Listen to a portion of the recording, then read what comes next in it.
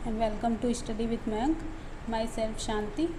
तो फ्रेंड्स, चलिए आज हम चैप्टर 15 देखते हैं।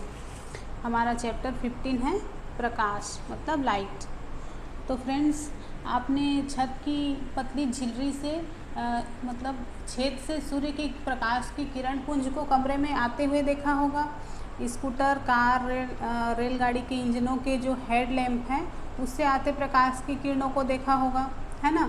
और इसी प्रकार जैसे टार्च से भी प्रकाश की किरण पुंज को देखा जा सकता है। तो आप में से कुछ ने जैसे कि लाइट हाउस है या फिर एयरपोर्ट के जो टावर की सर्च लाइट है उसकी किरण पुंज को देखा होगा। तो इससे हमें क्या संकेत मिलता है?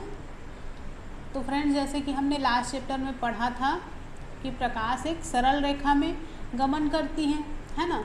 तो फ्रेंड्स, चलिए आज जानते हैं कि प्रकाश की प्रकृति क्या होती है, प्रकाश क्या होता है और दर्पण क्या होते हैं। दर्पण और लेंस, जैसे उत्तल दर्पण, अवतल दर्पण, समतल दर्पण और उत्तल लेंस, अवतल लेंस, इनके बारे में जानेंगे। ठीक है। तो हमारा 15.1 है प्रकाश सरल रेखा के अनुदिश गमन करता है। फ्रेंड्स, हमने लास्ट चैप्टर में देखा था कि जो मोमबत्ती है मतलब उसकी जो लौ है, मतलब उसकी जो ज्वाला है उसको पहले हमने सीधे पाइप के द्वारा देखा था। तो हमको वो जो मोमबत्ती वो दिखाई देने लग गई थी, लेकिन जब हम उसी मोमबत्ती को मुड़ी हुई पाइप से देखते हैं तो हमको मोमबत्ती दिखाई नहीं देती।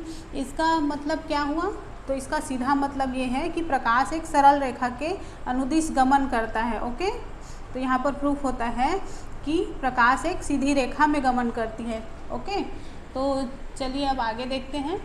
हमारा 15.2 है प्रकाश का परावर्तन।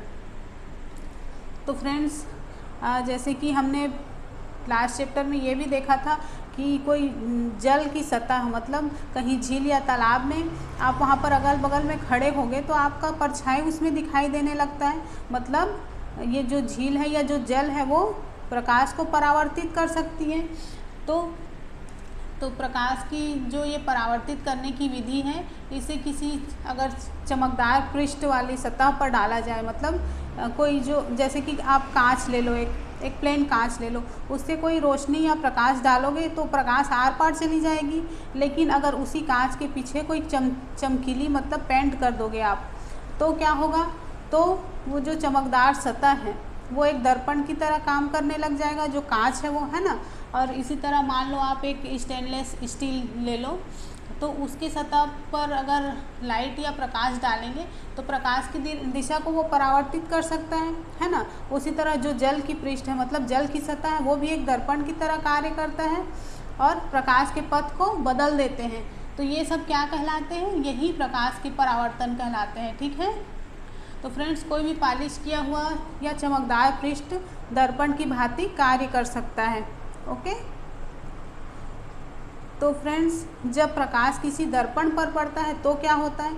तो चलिए अब जानते हैं कि दर्पण पर कोई प्रकाश पड़ता है तब कौन सी क्रिया होती है।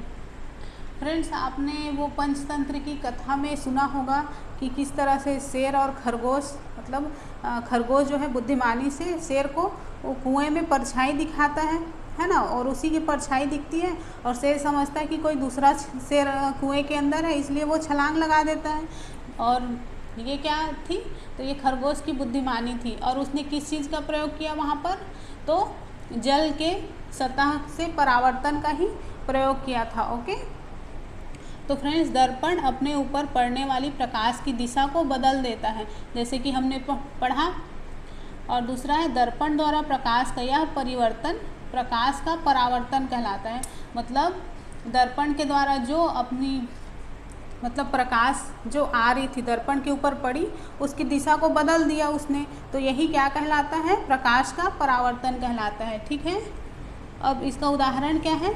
तो जल में वस्तुओं का परावर्तन, जैसे कि हमने देखा कि मान लो आप तालाब किनारे खड़े हो तो उसमें आपकी परछाई दिखने लग जाएगी, है ना। तो यही प्रकाश का परावर्तन कहलाता है।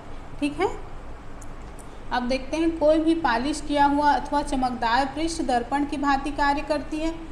बिल्कुल जैसे मैंने बताया कि कांच से, मान लो जो कांच है पारदर्शी कांच, उससे प्रकाश आप डालोगे उसके ऊपर तो प्रकाश आर पार चली जाएगी, लेकिन अगर उसी को पॉलिश कर दिया जाए किसी चमकदार चीज़ से तो वो दर्पण की भांति कार्य करने लगती है, मतलब वो दर्पण बन जाएगा। ओके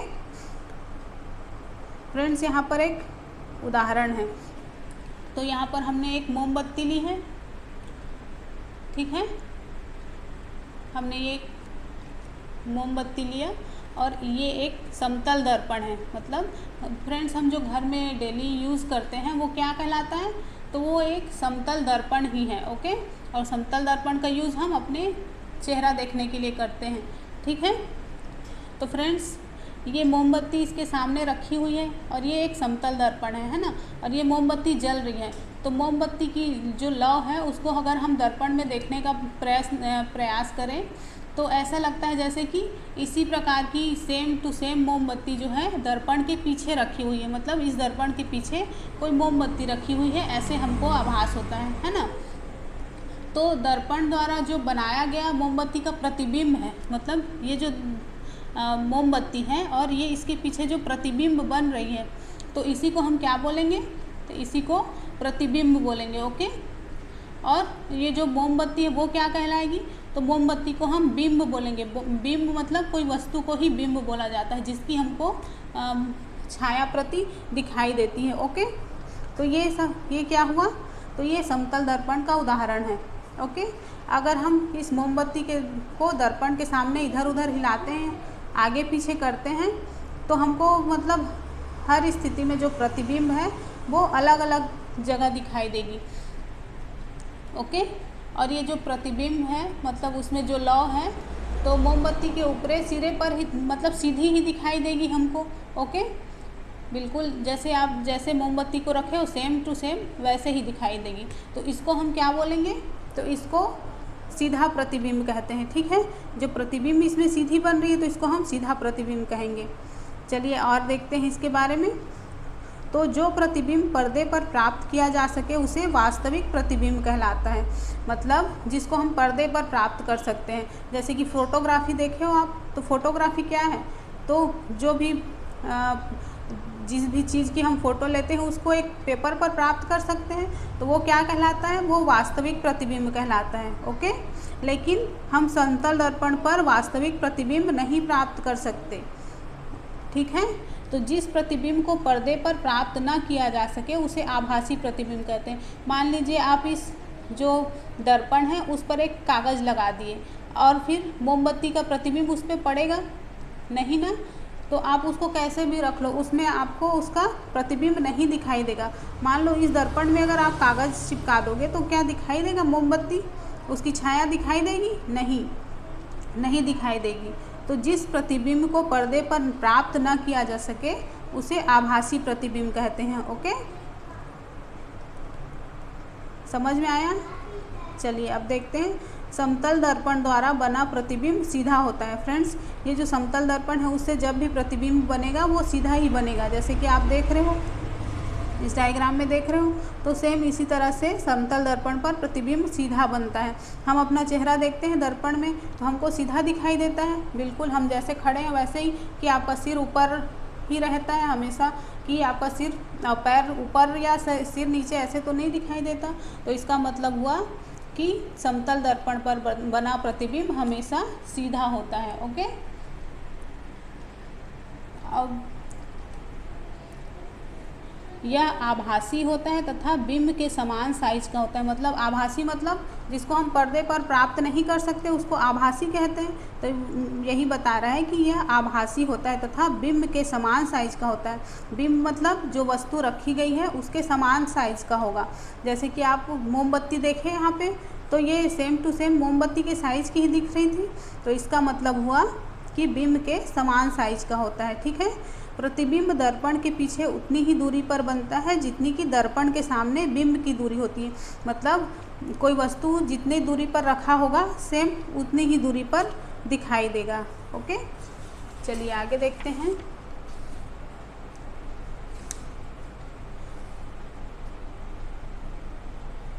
फ्रेंड्स, नेक्स्ट है 15.3 दक्षिण या वाम। दक्षिण मतलब राइट, वाम मतलब लेफ्ट। मैं भी कभी कभी कंफ्यूज हो जाती हूँ, इसलिए मैंने लिख लिया है।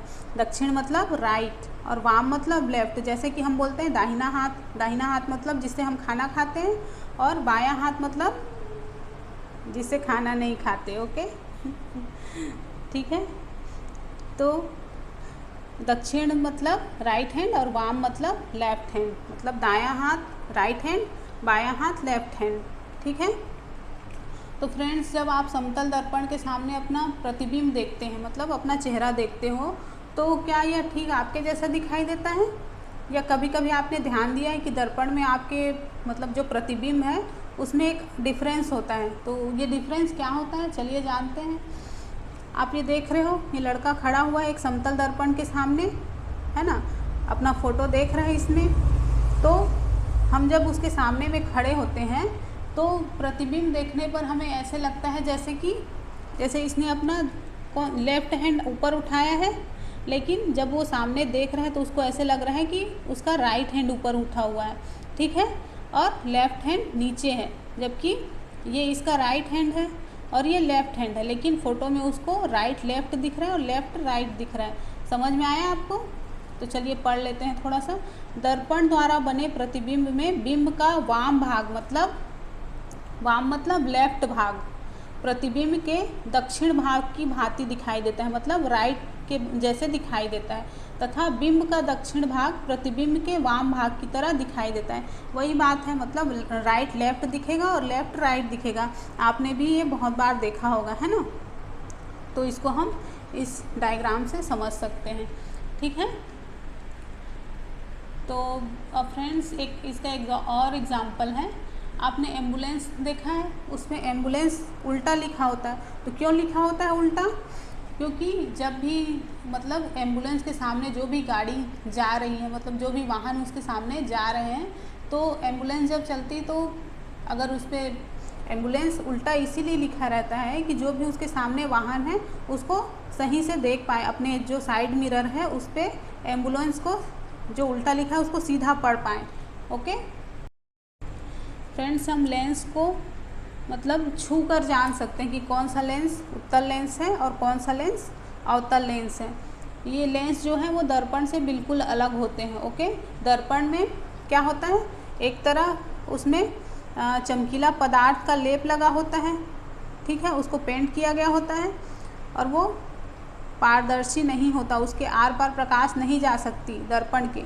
और जो लेंस हैं वो पारदर्शी होते हैं, उसके आर पार क्या होता है, प्रकाश जा सकती है। ठीक है। तो वे लेंस जो किनारों की अपेक्षा बीच में मोटे होते हैं उत्तल लेंस कहलाएंगे। जैसे कि आप छू के देखोगे तो बीच में ये मोटे होंगे, किनारे किनारे पतला होगा और बीच में मोटा होगा, तो ये क्या है, उत्तल लेंस मतलब कॉन्वेक्स। ठीक है।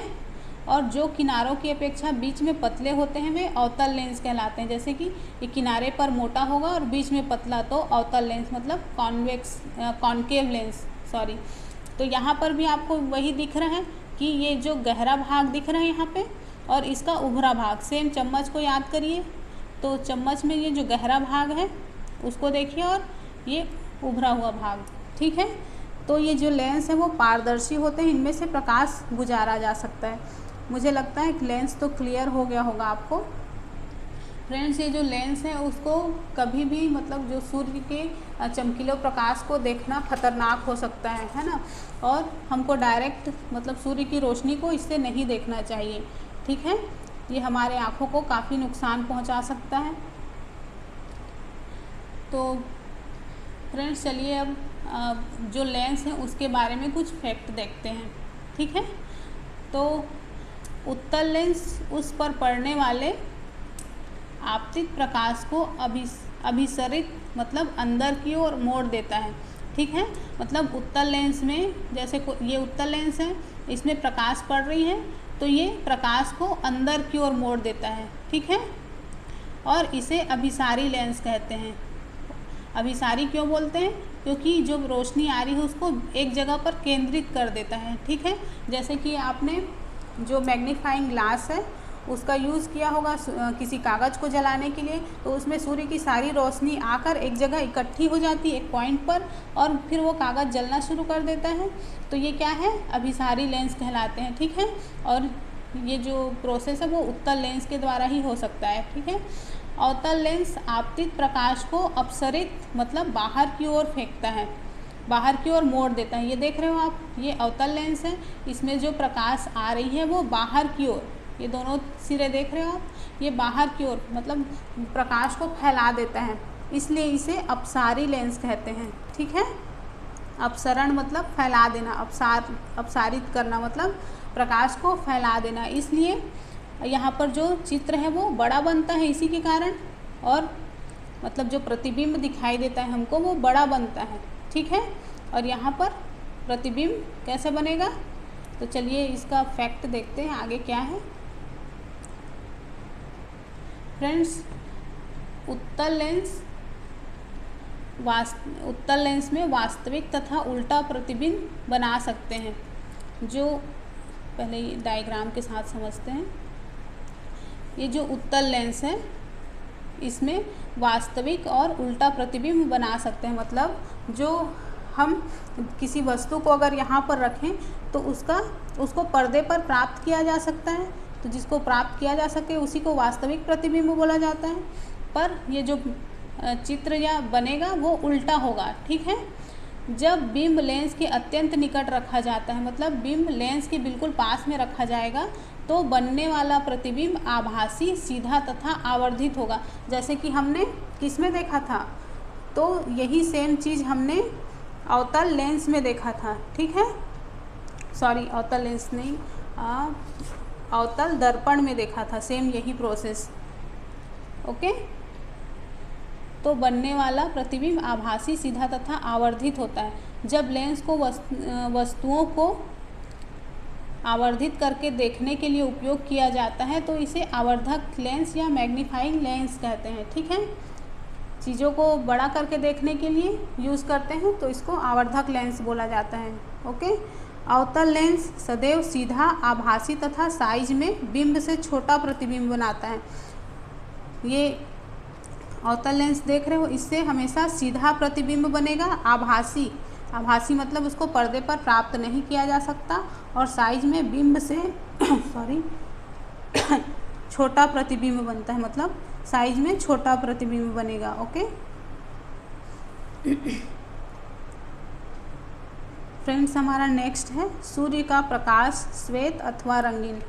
फ्रेंड्स, आपने बादल में इंद्रधनुष देखा है, तो आपने ध्यान से देखा होगा कि ये जो है मतलब बारिश के बाद दिखलाई देते हैं, जब सूर्य जो है क्षितिज के पास होता है, मतलब बादल में क्षितिज के पास होता है, और इंद्रधनुष मतलब आकाश में कई रंगों के मतलब बड़े धनुष या आर्क के रूप में दिखाई देते हैं, है ना। तो इंद्रधनुष में कितने रंग होते हैं, वैसे मोटे तौर पर इंद्रधनुष में 7 रंग होते हैं, और ये रंग क्या क्या हैं, तो लाल, नारंगी, पीला, हरा, नीला, जामुनी और बैगनी।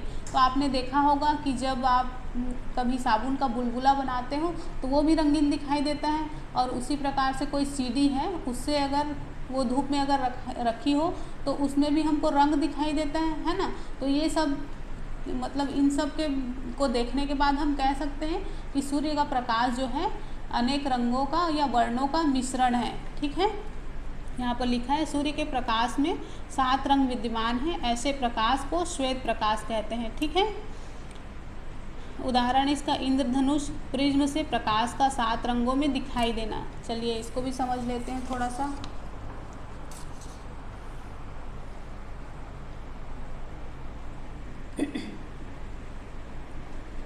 फ्रेंड्स, जैसे इंद्रधनुष में जैसे हमने जो रंग हमें को दिखाई देता है, तो हम सेम वैसे ही रंग प्रिज्म से प्राप्त कर सकते हैं, ठीक है। तो ऐसे प्रकाश को श्वेत प्रकाश भी कहते हैं। और श्वेत प्रकाश के वर्णों को पहचानने का आप जानते हो कि जो इंद्रधनुष में रंग होते हैं उसका क्रम क्या होता है, तो आप मुझे कमेंट करके बताइएगा कि इसको क्या बोला जाता है, ठीक है, और इसके रंगों का क्रम बताइएगा, ओके। तो आपने कभी प्रिज्म मतलब ये जो प्रिज्म होता है, इससे अगर प्रकाश में अगर रख के देखोगे तो ये 7 रंगों में हमको दिखाई देने लगती है, सेम इंद्रधनुष के समान। या फिर एक डिस्क ले लो और उसमें अलग अलग रंग से रंग दो, जैसे कि इंद्रधनुष में रंग होता है। और अगर हम इस डिस्क को मतलब सूर्य के प्रकाश में गोल गोल घुमाएंगे, बहुत तेज़ी से घुमाएंगे, तो हम मतलब ये इतनी तेज़ी से घूमेगी कि ये जो कलर है वो हमको सफ़ेद दिखाई देने लगता है। तो ये जो आप ये देख रहे हो, ये कोई 7 वर्णों वाली डिस्क है और इसको तेज़ी से घुमाने पर ये श्वेत प्रतीत होती है। मतलब इसका कहने का क्या मतलब हुआ कि जो सूर्य का प्रकाश है वो भले ही श्वेत होता है, हमको श्वेत दिखाई देता है, लेकिन उसमें 7 रंग प्रेजेंट होते हैं। और ये जो डिस्क है इसी को न्यूटन डिस्क बोला जाता है। ठीक है फ्रेंड्स, तो ये चैप्टर भी यहाँ पर ख़त्म हो गया और मुझे लगता है कि आपको समझ में आया होगा। ठीक है, तो चलिए अब क्वेश्चन देखते हैं, क्वेश्चन क्या क्या बन सकते हैं इससे। तो फ्रेंड्स, आप मुझे इनके उपयोग बताइए। किसके उपयोग बताओगे? तो समतल दर्पण के उपयोग, उत्तल दर्पण के उपयोग, अवतल दर्पण के उपयोग, उत्तल लेंस, अवतल लेंस और आवर्धक लेंस, इन सब के यूज़ बताना है आपको। ठीक है फ्रेंड्स, अब मैं एक छोटी सी कहानी बताती हूँ आपको। फ्रेंड्स, ये जो दर्पण है इसको अस्त्र की भांति उपयोग किया जा सकता है, मतलब किसी हथियार की तरह भी उपयोग में लाया जा सकता है। तो फ्रेंड्स, कहते हैं कि जो ग्रीक वैज्ञानिक आर्किमिडीज हैं, उन्होंने लगभग 2000 साल पहले ऐसे कर दिखाया था कि जब रोमनों ने ग्रीक के समुद्री तट, मतलब क्या नाम था उसका, सायराक्यूज या उसको सिसिली जो नगर का नाम है, उस पर आक्रमण किया समुद्री रास्ते से। तो जो आर्किमिडीज हैं उन्होंने समुद्र के किनारे पर अलग अलग जगहों पर दर्पण को इस प्रकार से लगाया कि जो दर्पण है उसको किसी भी दिशा में घुमाया जा सकता था, है ना।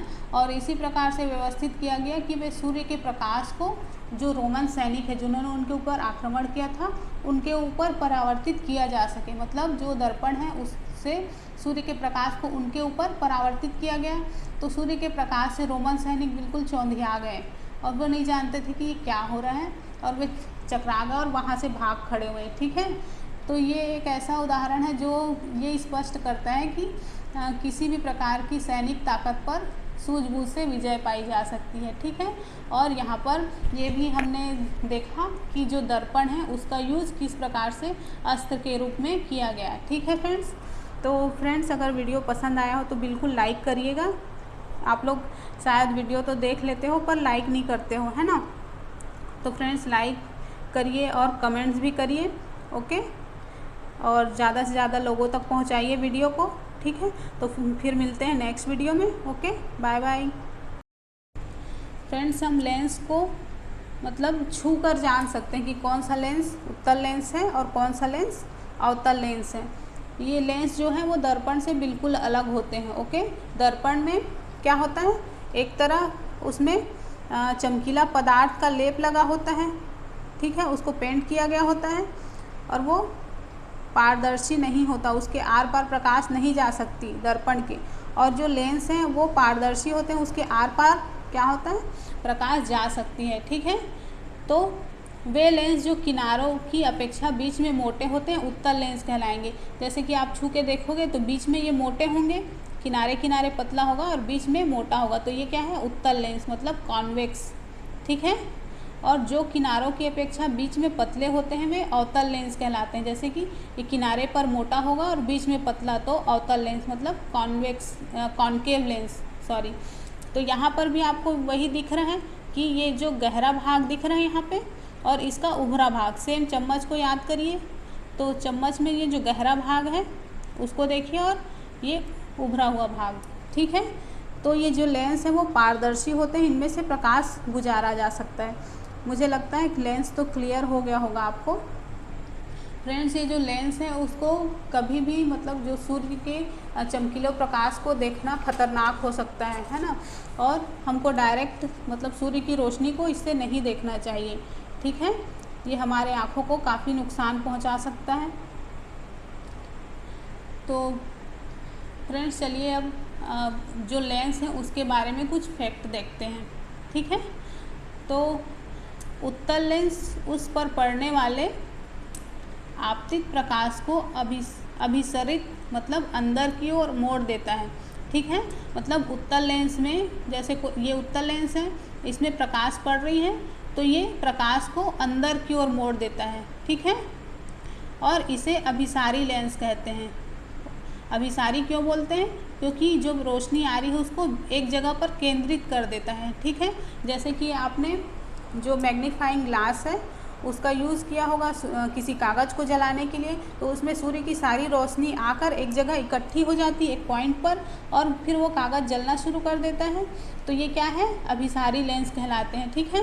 और ये जो प्रोसेस है वो उत्तल लेंस के द्वारा ही हो सकता है, ठीक है। अवतल लेंस आपतित प्रकाश को अपसरित मतलब बाहर की ओर फेंकता है, बाहर की ओर मोड़ देता है। ये देख रहे हो आप, ये अवतल लेंस है, इसमें जो प्रकाश आ रही है वो बाहर की ओर, ये दोनों सिरे देख रहे हो आप, ये बाहर की ओर मतलब प्रकाश को फैला देता है, इसलिए इसे अपसारी लेंस कहते हैं, ठीक है। अपसरण मतलब फैला देना, अपसारित करना मतलब प्रकाश को फैला देना, इसलिए यहाँ पर जो चित्र है वो बड़ा बनता है इसी के कारण, और मतलब जो प्रतिबिंब दिखाई देता है हमको वो बड़ा बनता है, ठीक है। और यहाँ पर प्रतिबिंब कैसे बनेगा? तो चलिए इसका फैक्ट देखते हैं आगे क्या है। फ्रेंड्स, उत्तल लेंस में वास्तविक तथा उल्टा प्रतिबिंब बना सकते हैं। जो पहले डायग्राम के साथ समझते हैं। ये जो उत्तल लेंस है इसमें वास्तविक और उल्टा प्रतिबिंब बना सकते हैं, मतलब जो हम किसी वस्तु को अगर यहाँ पर रखें तो उसको पर्दे पर प्राप्त किया जा सकता है, तो जिसको प्राप्त किया जा सके उसी को वास्तविक प्रतिबिंब बोला जाता है। पर ये जो चित्र या बनेगा वो उल्टा होगा, ठीक है। जब बिंब लेंस के अत्यंत निकट रखा जाता है, मतलब बिंब लेंस के बिल्कुल पास में रखा जाएगा, तो बनने वाला प्रतिबिंब आभासी, सीधा तथा आवर्धित होगा। जैसे कि हमने किस में देखा था, तो यही सेम चीज़ हमने अवतल लेंस में देखा था, ठीक है। सॉरी, अवतल लेंस नहीं, अवतल दर्पण में देखा था, सेम यही प्रोसेस, ओके। तो बनने वाला प्रतिबिंब आभासी, सीधा तथा आवर्धित होता है। जब लेंस को वस्तुओं को आवर्धित करके देखने के लिए उपयोग किया जाता है तो इसे आवर्धक लेंस या मैग्नीफाइंग लेंस कहते हैं, ठीक है। चीज़ों को बड़ा करके देखने के लिए यूज़ करते हैं तो इसको आवर्धक लेंस बोला जाता है, ओके। अवतल लेंस सदैव सीधा, आभासी तथा साइज में बिंब से छोटा प्रतिबिंब बनाता है। ये अवतल लेंस देख रहे हो, इससे हमेशा सीधा प्रतिबिंब बनेगा, आभासी मतलब उसको पर्दे पर प्राप्त नहीं किया जा सकता, और साइज में बिंब से छोटा प्रतिबिंब बनता है, मतलब साइज में छोटा प्रतिबिंब बनेगा, ओके। फ्रेंड्स, हमारा नेक्स्ट है सूर्य का प्रकाश श्वेत अथवा रंगीन। फ्रेंड्स, आपने बादल में इंद्रधनुष देखा है, तो आपने ध्यान से देखा होगा कि ये जो है मतलब बारिश के बाद दिखलाई देते हैं, जब सूर्य जो है क्षितिज के पास होता है, मतलब बादल में क्षितिज के पास होता है, और इंद्रधनुष मतलब आकाश में कई रंगों के मतलब बड़े धनुष या आर्क के रूप में दिखाई देते हैं, है ना। तो इंद्रधनुष में कितने रंग होते हैं? वैसे मोटे तौर पर इंद्रधनुष में 7 रंग होते हैं, और ये रंग क्या क्या हैं? तो लाल, नारंगी, पीला, हरा, नीला, जामुनी और बैगनी। तो आपने देखा होगा कि जब आप कभी साबुन का बुलबुला बनाते हो तो वो भी रंगीन दिखाई देता है, और उसी प्रकार से कोई सीढ़ी है उससे अगर वो धूप में अगर रखी हो तो उसमें भी हमको रंग दिखाई देता है ना। तो ये सब मतलब इन सब को देखने के बाद हम कह सकते हैं कि सूर्य का प्रकाश जो है अनेक रंगों का या वर्णों का मिश्रण है, ठीक है। यहाँ पर लिखा है सूर्य के प्रकाश में 7 रंग विद्यमान हैं, ऐसे प्रकाश को श्वेत प्रकाश कहते हैं, ठीक है। उदाहरण इसका इंद्रधनुष प्रिज्म से प्रकाश का 7 रंगों में दिखाई देना। चलिए इसको भी समझ लेते हैं थोड़ा सा।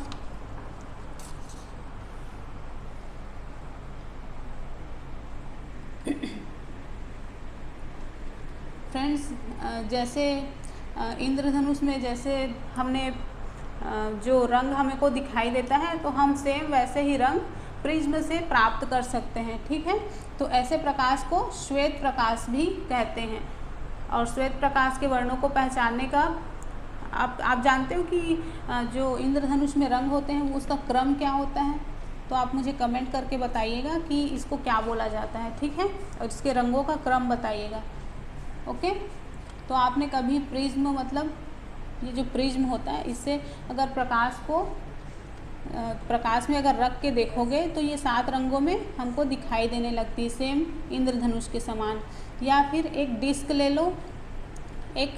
लो और उसमें अलग अलग रंग से रंग दो, जैसे कि इंद्रधनुष में रंग होता है। और अगर हम इस डिस्क को मतलब सूर्य के प्रकाश में गोल गोल घुमाएंगे, बहुत तेज़ी से घुमाएंगे, तो हम मतलब ये इतनी तेज़ी से घूमेगी कि ये जो कलर है वो हमको सफ़ेद दिखाई देने लगता है। तो ये जो आप ये देख रहे हो, ये कोई 7 वर्णों वाली डिस्क है और इसको तेज़ी से घुमाने पर ये श्वेत प्रतीत होती है। मतलब इसका कहने का क्या मतलब हुआ कि जो सूर्य का प्रकाश है वो भले ही श्वेत होता है, हमको श्वेत दिखाई देता है, लेकिन उसमें 7 रंग प्रेजेंट होते हैं। और ये जो डिस्क है इसी को न्यूटन डिस्क बोला जाता है, ठीक है फ्रेंड्स। तो ये चैप्टर भी यहाँ पर ख़त्म हो गया और मुझे लगता है कि आपको समझ में आया होगा, ठीक है। तो चलिए अब क्वेश्चन देखते हैं, क्वेश्चन क्या क्या बन सकते हैं इससे। तो फ्रेंड्स आप मुझे इनके उपयोग बताइए। किसके उपयोग बताओगे? तो समतल दर्पण के उपयोग, उत्तल दर्पण के उपयोग, अवतल दर्पण के उपयोग, उत्तल लेंस और आवर्धक लेंस, इन सब के यूज़ बताना है आपको, ठीक है फ्रेंड्स। अब मैं एक छोटी सी कहानी बताती हूँ आपको। फ्रेंड्स ये जो दर्पण है इसको अस्त्र की भांति उपयोग किया जा सकता है, मतलब किसी हथियार की तरह भी उपयोग में लाया जा सकता है।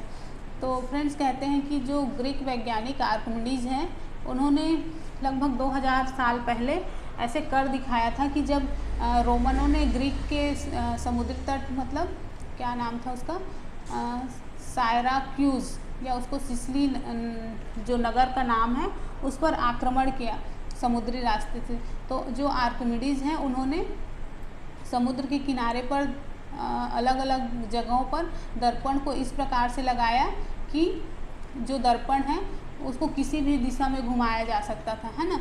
और इसी प्रकार से व्यवस्थित किया गया कि वे सूर्य के प्रकाश को, जो रोमन सैनिक है जिन्होंने उनके ऊपर आक्रमण किया था, उनके ऊपर परावर्तित किया जा सके। मतलब जो दर्पण है उससे सूर्य के प्रकाश को उनके ऊपर परावर्तित किया गया। तो सूर्य के प्रकाश से रोमन सैनिक बिल्कुल चौंधिया गए और वो नहीं जानते थे कि ये क्या हो रहा है, और वे चकरा गए और वहाँ से भाग खड़े हुए, ठीक है। तो ये एक ऐसा उदाहरण है जो ये स्पष्ट करता है कि किसी भी प्रकार की सैनिक ताकत पर सूझबूझ से विजय पाई जा सकती है, ठीक है। और यहाँ पर ये भी हमने देखा कि जो दर्पण है उसका यूज़ किस प्रकार से अस्त्र के रूप में किया गया है, ठीक है फ्रेंड्स। तो फ्रेंड्स अगर वीडियो पसंद आया हो तो बिल्कुल लाइक करिएगा। आप लोग शायद वीडियो तो देख लेते हो पर लाइक नहीं करते हो, है ना। तो फ्रेंड्स लाइक करिए और कमेंट्स भी करिए, ओके। और ज़्यादा से ज़्यादा लोगों तक पहुंचाइए वीडियो को, ठीक है। तो फिर मिलते हैं नेक्स्ट वीडियो में, ओके, बाय बाय।